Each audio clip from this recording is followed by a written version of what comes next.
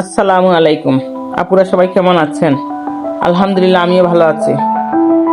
আজকের ভিডিওটা শেষ পর্যন্ত অবশ্যই দেখবেন, কারণ আজ এমন একটি ছোট্ট কৌশল শেয়ার করেছি যেটা আপনাদের ঘরে বানানো আমসত্ত্বের রং, টেক্সচার আর স্বাদ তিনটেকেই বদলে দিতে পারে। এই আমসত্ত্বটা দেখে কেউ বিশ্বাসই করবেন না এটা বাসায় তৈরি। প্রথম দেখায় একেবারেই বাজারের মতো লাগলেও পুরোটা বানিয়েছে নিজের রান্নাঘরেই।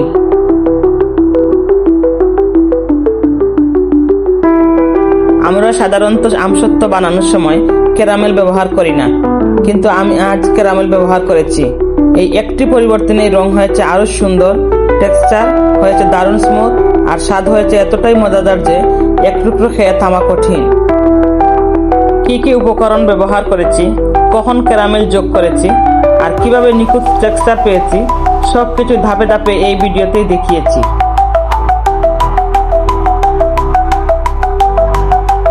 আশা করি রেসিপিটি আপনারও অনেক ভালো লাগবে।